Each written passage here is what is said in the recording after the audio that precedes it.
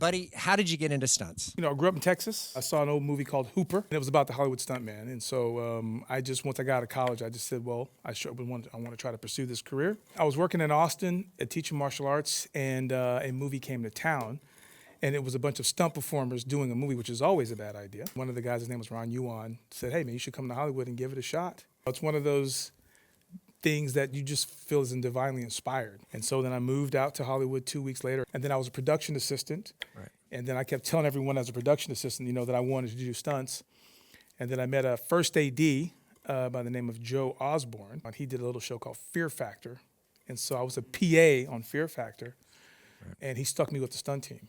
And then, and so in that process, I was able to learn about the craft. So I would go get them tea and coffee, do Starbucks runs. And then essentially I got one of my first jobs on a movie called Malibu's Most Wanted.